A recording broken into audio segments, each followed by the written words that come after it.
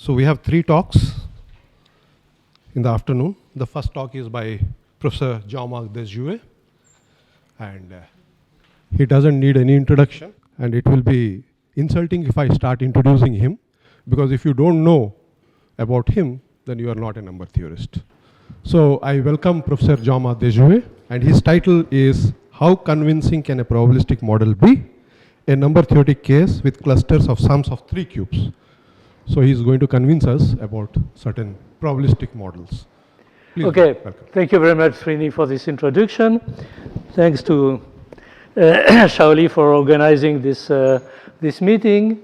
I was much interested this morning. It's nice to know what all those young guys are doing. Guys, I mean, guys for me is don't start to make something about gender. Guys and young ladies are doing. It is very nice. So thanks for organizing that and for inviting me here too. And congratulations to Baloo for for its birthday. We started to work. We started to work together about 40 years ago, and we met a bit less than 40 years ago. And okay, so more than half of our time we've been knowing each other. So. It is something in progress with Gyan Prakash, François Encart, and Bernard Landreau, and you heard part of it because it is probabilistic model for sum of 3 cubes. So I have talked about that a certain number of times. So I try to say something a bit new, which concerns clusters. I will go to that, and also to maybe to understand a bit more how probabilistic models are going and what we can do. So I have up to 70 past 2. Yeah, okay. So let me start by maybe first something you have to know about sum of 3 cubes, otherwise we are dead, is the following: that no integer which is congruent to 4 or 5 mod 9 is a sum of 3 cubes. I will denote it like that. By the way, here, sum of 3 cubes mean sum of 3 cubes of positive or non-negative. This is about the same thing. Positive integers, rational integers. The problem with sum of 3 cubes when you allow a sign is something a bit different, quite different, that was raised by Heath Brown. But as regards some computational aspects are the same. Okay, so in any case, this is just because if you look at cubes mod 9, they are 0 plus or minus 1. And so you have no way to reach this. So let me start with this question about clusters of sum of 3 cubes of C3. Okay? Clusters of sum of C3. The question is the following. We take H, a positive integer.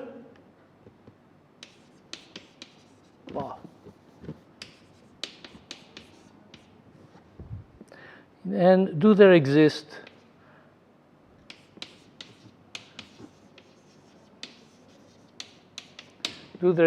sets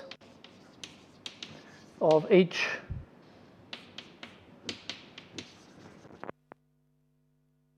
admissible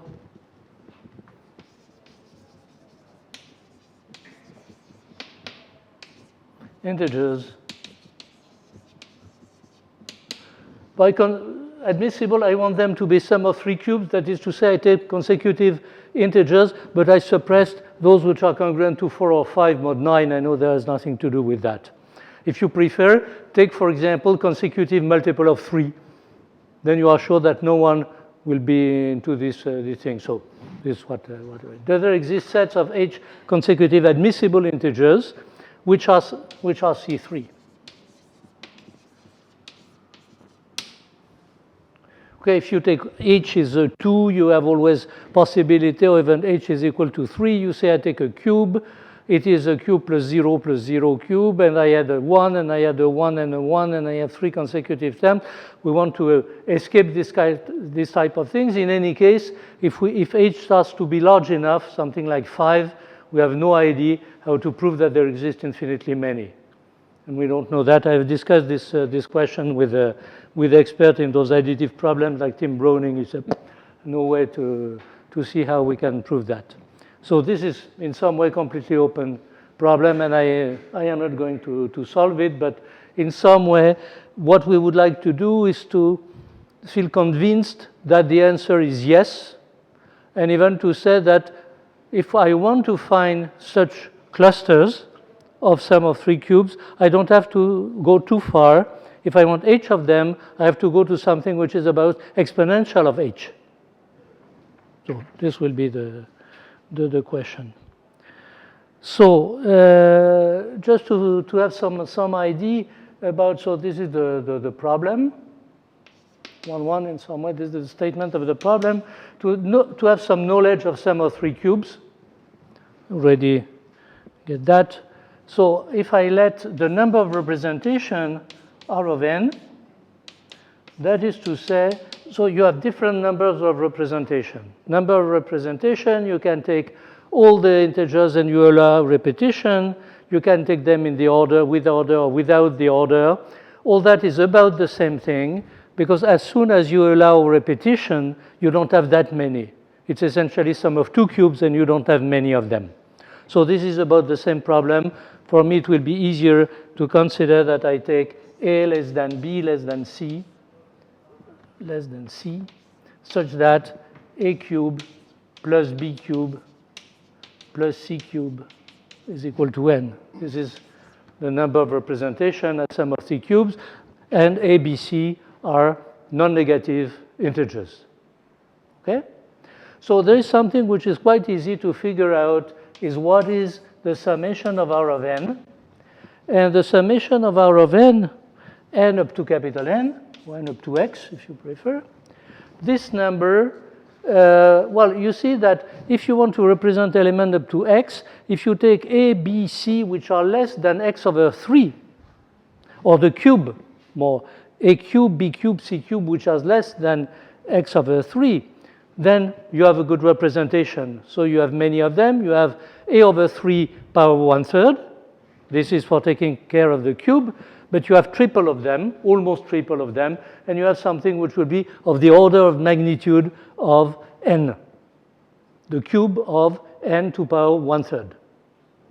And you have an upper bound which is about of the same thing, because you need not take any element which is larger than n, otherwise you have no representation. So you can't have more than taking something which is all the ABC up to n to the power 1/3, and you have triple of them, and so you have n. So, and either you say this is the order of magnitude is n, is x, or you can even find out what it is and have some equivalent for that with a gamma factor. This is not too complicated to do. So it's like almost all. No, I am taking the sum on average. I'm taking the average. Okay? The average is equivalent, let us say, to some gamma factor times x. Don't say what is gamma. Gamma is not the Euler constant, it's some gamma of 2/3 to the power 3 divided by s factorial and so on, or something like that. Okay, so this is, so on average, the number of representation is constant. So what you may expect if you have something which is constant on average is that you have some Poisson distribution. And this means that the number of terms for which you have a representation should have a positive density. So on that just discounting argument, it's a good point to think that the number of elements, the number of C3 up to x is something which is a constant times x. It is possible to think of that way. Now, if you are doing the same thing with sum of 2 squares, then you say also sum of 2 squares, there should be a positive density. But for sum of 2 squares, it's known, possibly it was known before, but in any case, at least since Landau, so it is more than 100 years ago, we know that the number of sum of 2 squares, x is something like a constant, which is well known, x over square root of log x. Okay, so it has 0 density. So for a long time, the question was to know whether these numbers which are sum of the three cubes, do they have density or not? The first computation that have been done, can say something about that. The first computation that have been done, I think, was by Barucan in '68, and it didn't go that far. It got to 300,000, and then you see something, the density that goes down slowly as if it was something like x over log x or x over power of log x. You see, when you go that far, that is to say, not far at all, it's difficult to know what it is. Indeed, we made with, I should have said this is joint work with Gyan Prakash, François Encart, and Bernard Landreau. And with François and Bernard, we have been working on that almost 30 years ago, we started. And we made some computation. This was about 20 years ago. We made some intensive computation, and you see the density falling down, falling down, falling down. And when you arrive at 10 to the 13, you start to see, it's not clear whether it goes. And then if you go to 10 to the 14, it takes some time. So especially at that time, you see it was took some time to compute all that. And we're happy to see, it seems to go a bit upwards. And so we had some impression, let us say numerical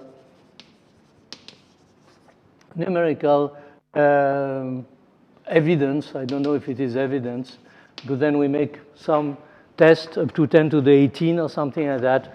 We have the feeling that the number of n in less than x, so that n is C3, is something which is equivalent to 0.09.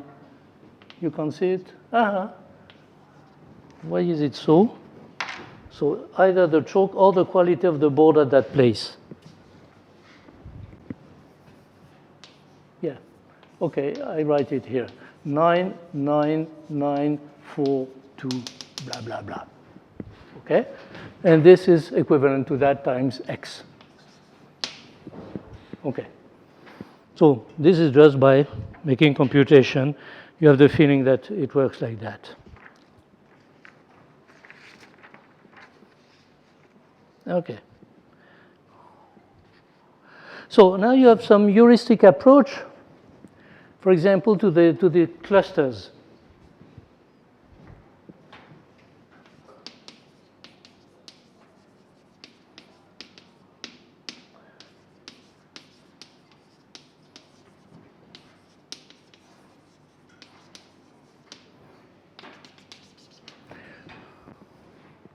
So what you are saying I am taking consecutive elements. I don't see why. By the way, when one element is a sum of three cubes, why would it be easier or more difficult for its neighbor to be a sum of three cubes, except with something which may play on the density, which is the fact that, of course, if you have something which is congruent to 3 mod 9, which is a sum of three cubes, there are good chances that the next one is not. But essentially, beside that, you would really expect that if you know that a number is a sum of three cubes, its neighbor, admissible neighbor, should be also with a sum of three cubes, I mean, or not, but though this is independent. If those events are independent, in some way you will say, okay, the probability, heuristic probability, it's not yet probability, we're not in a real probability space for the time being. But then what you would say is that, okay, the heuristic frequency, let us say, to have a cube is 1 over 10. If you want to have two consecutive, what you would expect if they are independent is to have 1 over 100. If you have several 9 together, you would think that it is something like 1 over 10 to the 100. So to meet one, it makes some sense to say I have to wait until something like 10 to the 100. So in some way, this explains that you would expect here not only that to have many of them, but that if you go to exponential of each, you have what you find. So you would even say that you can find a set like that with the elements which have the order of magnitude exponential of h let us say to the power 1 plus little of 1 or something of this kind. Okay. So this was in some way the... But what we have been doing with François and Bernard was also a probabilistic model to try to see about the fact that it should have a density, because we make this conjecture, I mean this evidence, numerical evidence that it has a density which is close to 1/10. Can we build some probabilistic model for that? Okay, so I am going now to probabilistic models.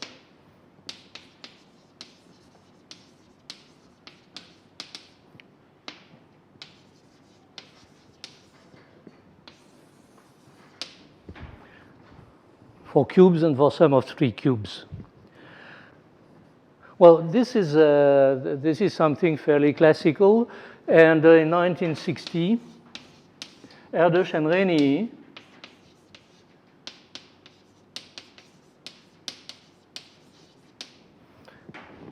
developed some probabilistic model. What does it mean for cubes? And then try to say something, I mean for any S powers, not only cubes, but I am talking about cubes. We have some idea what it is. So what they were saying is the following, that they were constructing a sequence of random variable. So you have, let us say, you have omega, which is a large probability space.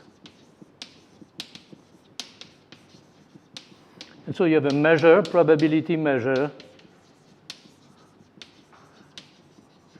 on this space, okay? And here we don't care about the fact that we are just looking at some sigma algebra on which P blah, blah, blah. You don't care. You can consider that your sigma algebra is all the parts of omega, and this is not a problem at that level. So you have a probability measure, and what you build is a sequence, depending whether you start at 0 or 1. Maybe we start at 1, it may be easier for the computation. So those are random variables. They are independent. Random variables, what we call Bernoulli random variables. Bernoulli random variables is a random variable that takes only 2 values, 0 and 1. Okay? Independent Bernoulli random variables. So what is important is essentially, now you know they are independent, you are going to do a lot of things. You just have to know what is the law of this variable. And I would like to say that this corresponds more or less to the fact that n is a cube. So if you have something which is around x, what is the probability to find a cube? Something like the derivative. It will be 1 over 3 x to 2/3. You see, because if you take an interval, the difference between 2 cubes, x plus 1 cube minus x cube, it's something which is 3x2 square. And if you want to see what it is about x and not x cube, you take the cube root of it. Okay.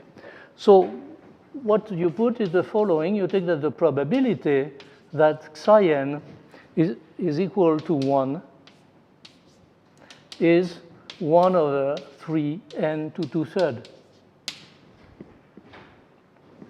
So this is a nice model for cubes. You can count the number of cubes up to x, and almost surely the number of cubes up to x, or pseudo-cubes, we call that pseudo-cubes. No, I have to tell you what I do with that now. What I do with that is that I consider the sequence A, which is associated to that. So it is a function. All that, you see, random variable is a function that goes from omega to 0, 1. So you can consider A, which depends on little omega, to each omega. What you do is the following. You take the set of n such that psi n of omega is equal to 1. Omega means that you are just throwing your dice, you see? You are throwing your dice, and you observe different values of psi1 and so on and so on. Each time you have a 1, you say this is a sequence, otherwise it is 0. And then you can say for almost all, which has a sense in this measure space, for almost all omega, then the number of elements of A up to X will be X to 1/3. So it is a nice model for, this is very easy. Because you see, since you have independent random variable, looking at the expectation of the sum is very simple, and looking at the variance of the sum is also very easy. And so there's absolutely trivial computation and trivial result in probability to say that almost surely,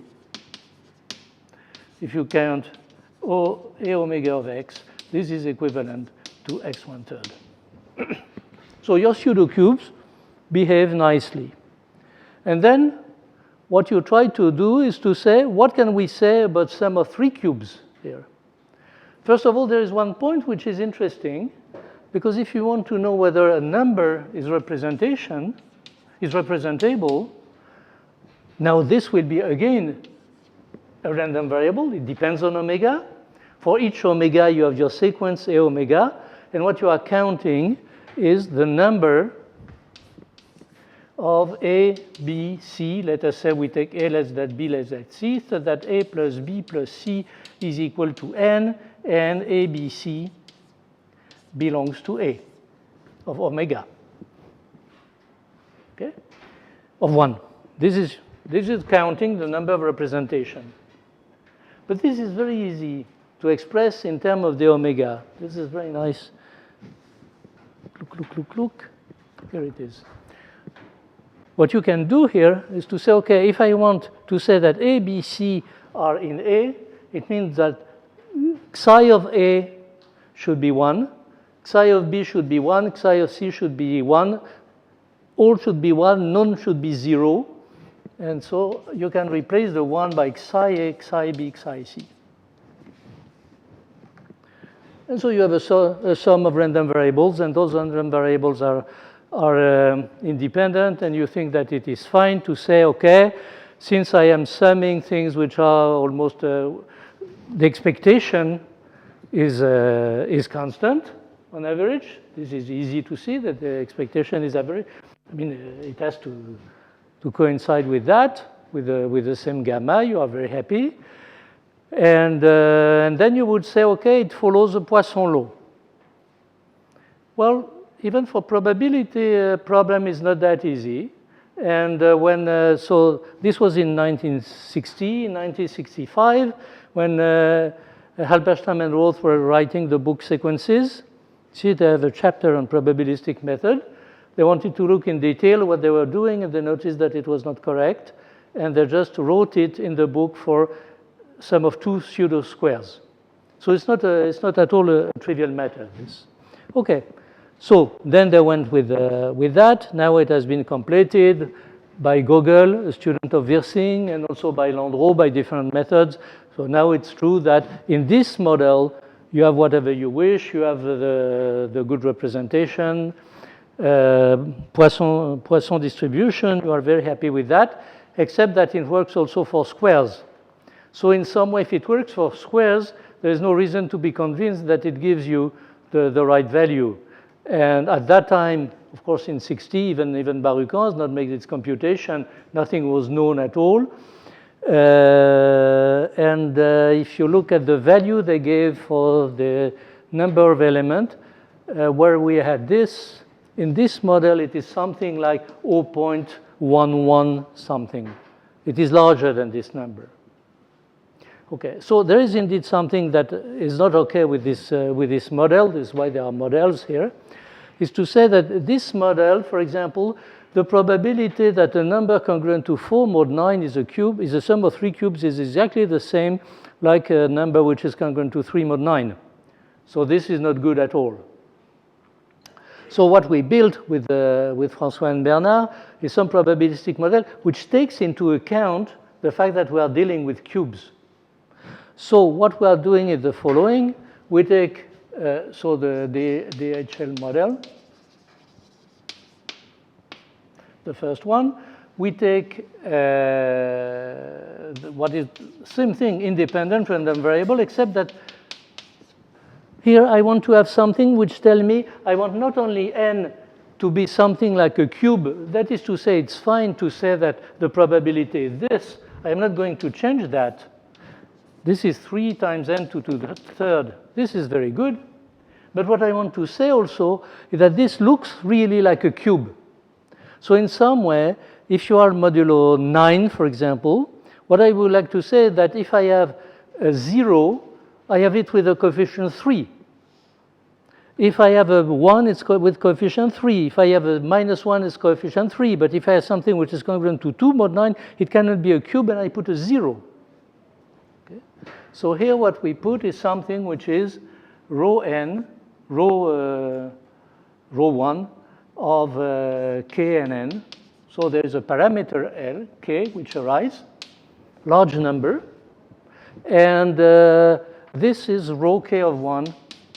Rho k of n is the number of solution of x cubed plus y cubed plus z cubed congruent to n mod k. Okay? This is fine. This is a multiplicative function in k.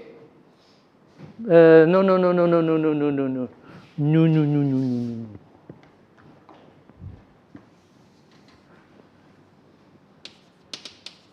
X cubed is congruent to n mod k. Sorry. I am not yet at sum of 3 cubes. What I say that I put the number of ways I can represent n as a cube modulo k. That's what I was telling you for 9, for example. I would do that if I take 7. 7 is a bad guy because it is congruent to 1 mod 3. So for cubes, it is not nicely distributed. And you have 0 will arrive with a weight 1. But +1 and -1 will arrive with a weight 3. And 2 will arrive with the weight 0, and so on. Okay? And this is multiplicative, this congruent. So you have a nice multiplicative function in k. So you let this model run with k. It gives you a certain density k. So then you have for this model with the parameter k, you have that the density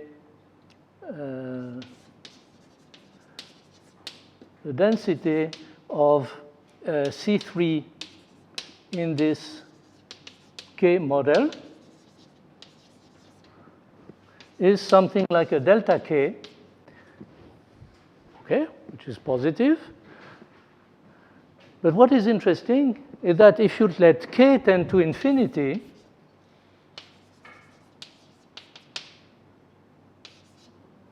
if you let k tend multiplicatively means that what I want in exhaustive way, what I want is that from some point onward, k is multiple of whatever you wish.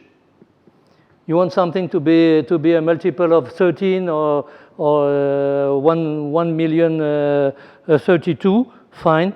Just take k sufficiently large. It will be a multiple of 1,000,032. Okay? You want to cover all the possible arithmetic progressions. You cannot do that at once. Because if something is a cube modulo all the arithmetic progression, it simply means that it is a cube and you have no probability at all. And what is interesting is that when you let this tend to infinity, what you get is something which is 0.099942, blah, blah, blah. And the difference is really very, very small when you go up to 10 to 14 or 15. Okay? So in some way, this is a sort of model which may be more convincing. You do the same thing for squares, and you find a density which is 0. It is not subtle enough to tell you that the number up to x should be something like x over square root of log x, but it tells you that the density is 0 if you do the same thing for squares. So this is nice. Okay. This model, now we're there. And this is here. Yeah, still have 10 minutes. So in fine, we have this model. This is fine. And so this was the situation in 2006. And then in 2020, there is a guy who came, a Turkish guy, who took contact with us, saying, you know about sum of 3 cubes.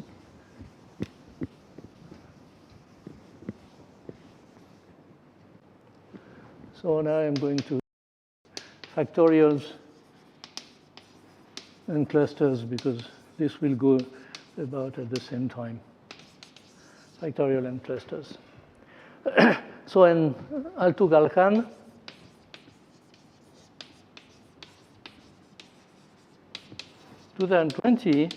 draw our attention on some sequence which is, do I have the number of this sequence?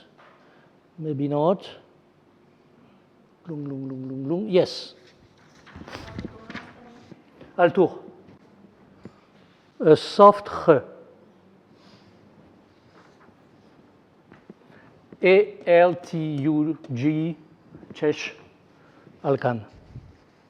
You can do worse. D-E-S-H and so on. So if you look at the online encyclopedia of integral sequences, and you look at A27414, it was giving all the S for which S factorial is a C3.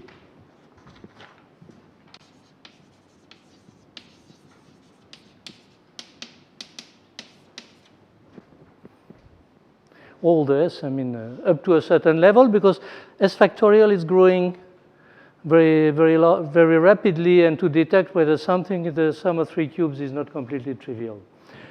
Okay. So, and at that time, I think Altuk told us that it was early August 2020. It was at least all the integers between 14 and 30 were, or even 20 something, were all S factorial was sum of 3 cubes. So, haha, you say the usual probability is 1/10, there should be something. And then Altuk went further, and Bernard Landreau also went even further, and he has a gift for you that was given about, that arrived about 2 weeks ago, Baloo, which is the following, that if you take this number and you compute A3 plus B3 plus C3, I mean, if you know the result, it will be very easy to make this computation. Not by bare hands, but almost. Somewhere you can do that. And what you will notice is that this number is a divisor of 6 factorial. And indeed, the quotient is something which is a cube. So this is very interesting, because if you simply prove that this number, which is a small number, you see it has about 44 digits in base 10.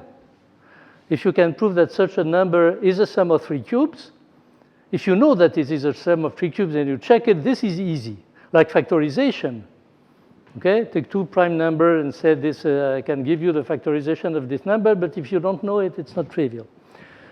And so this means that this number is the sum of 3 cubes, 86 factorial. But you have to find something which is rather large, however. Okay, good. So now we can go up to 86. It's not yet written, but it's written in the encyclopedia online. It goes up to 80, and it gives you all the, at least one representation for each number, which is asserted to be a sum of 3 cubes. So it's fine. Okay. So now the point is, what can you do? So what we can do is, I have 5 minutes, which should be enough. What I can do is the following. With this model, we can say, okay, what about the density of the number? Why is S factorial a sum of 3 cubes? Indeed, what is important is that if you have a cubic factor, then it helps becoming a sum of 3 cubes. If you have cubic factors. Indeed, in this number, you have cubic factors.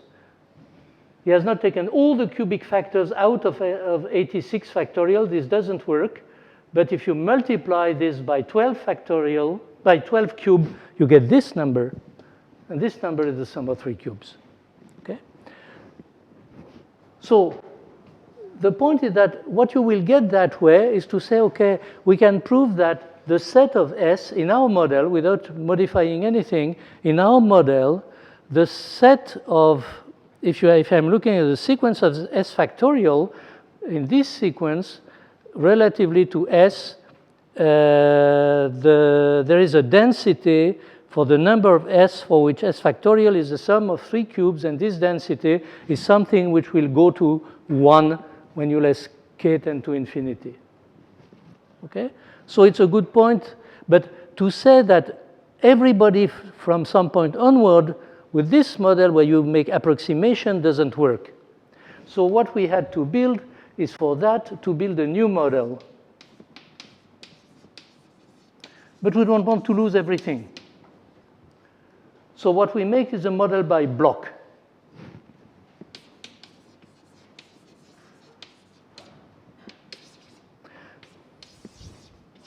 So you take A of S plus 1, and you don't want this sequence to be ad hoc in some way. You want to leave a good freedom in that. This is what is important, to get freedom. So you have a block like that. Let us say that AS plus 1 over log over AS is tending to infinity, large block, not too large. Log AS plus 1 is equivalent to log of AS. It doesn't grow too widely. And in each block, you put some modulus Ks, which will tend to infinity, blah, blah, blah. And then you start to say, I do the same thing in this model. One difficulty on the arithmetic point is when you are adding elements which are inside this block, it's fine, because it's exactly what we were doing before. But it may be that some are in this, and some are in the previous one. And this you cannot escape to take previous one, because if you are very close from here, you cannot say I take only those from here. You have to mix them. So here is some number theoretic problem, you see, to see about the sum of 3 cubes modulo 2 different modulus. Even if one divides the other, it's not completely trivial to add an element which is congruent to mod k and an element congruent to something which is a multiple of k. It's not so easy. So okay, but we can manage with that, do all the arithmetic and everything. And then in this model, what we have, and this is where I want to say that it is something convincing. I think I can do everything now.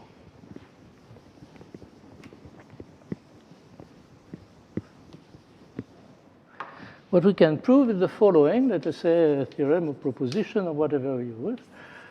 We can do much more than that, but let us say put the following. Let un be a sequence of integers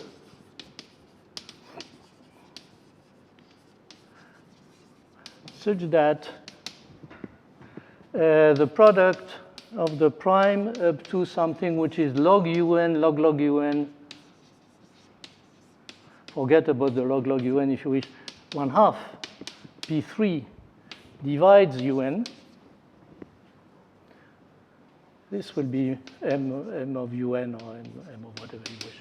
So if you take something like that, so you ask in some way a large cubic factor, but this cubic factor is not very large because it is a small power. It is un to epsilon. If you take exponential, you see the product of prime up to something is the exponential. So this will be exponential of log un square root. So this is not too much. You have experience now with the exponential of square root of log x, except that the log is upstairs and not downstairs, but it's about the same thing. And you raise it to power 3, it doesn't make any difference. So you have something which is really a very small modulus. And now I have to state the theorem so that we have that. Then, almost surely, and with very mild condition on the model, this is what is interesting. The model is not done ad hoc. My problem is done a priori, and I say whatever the model I take with all the variation which can be done, then it will prove the following from some point onward.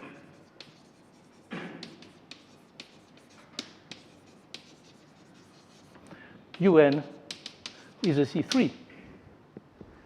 And you can say that S factorial has this property to have a large cubic factor. You see the size of the cubic factor, the n is is very large. The sum of 3 cubes is very small compared with n. Okay? So on where un is the sum of these three. So okay, so this is nice. Now, where does it come from? And why about this? So I applied the same model for clusters. And the point is this, that in the probabilistic model,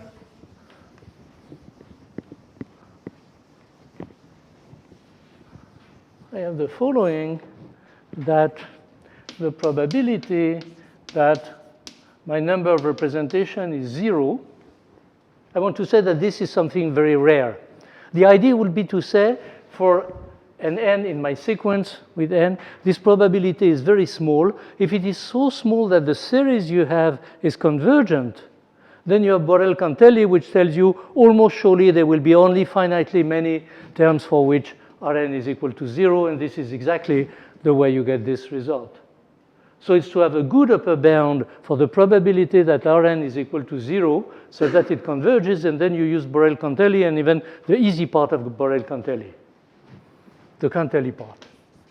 So this is something which is a big O of less than, let us say, less than up to constant if you want, exponential of a certain constant which is absolute, with gamma factors and factorials and things like that, but this is a absolute constant.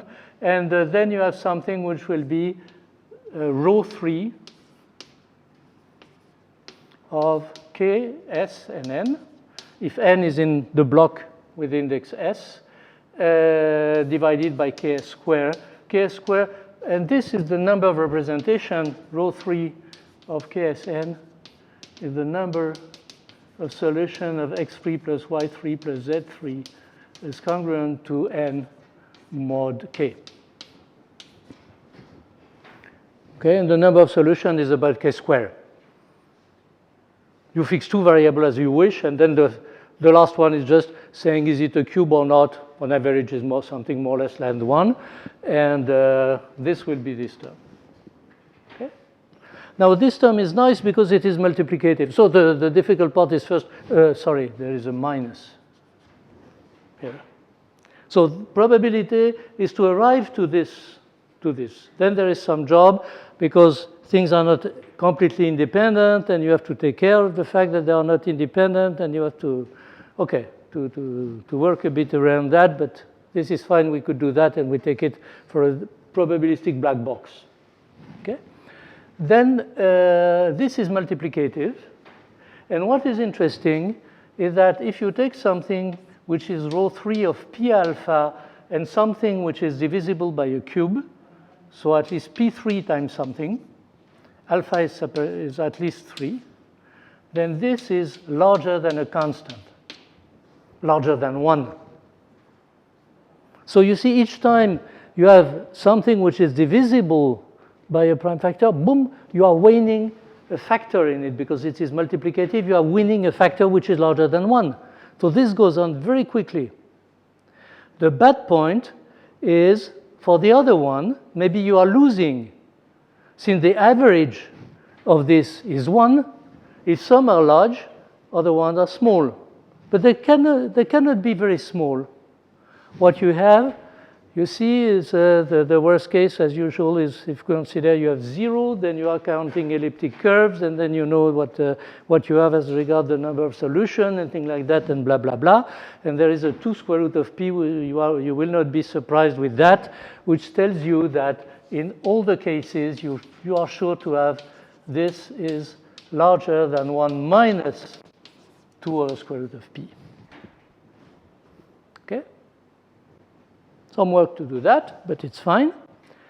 And now what you say is, okay, well, I can say something if I take my number n, and yes, I have finished. Up to p3, up to this number, I know what they are, and I win the 5 over 4. But maybe for all the other value, I will lose something, and I have to gain it back. And the 2 which is here in the exponent is the 2 you get here, 1/2, the 2 which is here, And with this model, you can go up to exponential of h squared and not exponential of h. And since there is only 40 minutes, you don't know how to deal with that to go down to 1. Okay, thank you very much for your attention.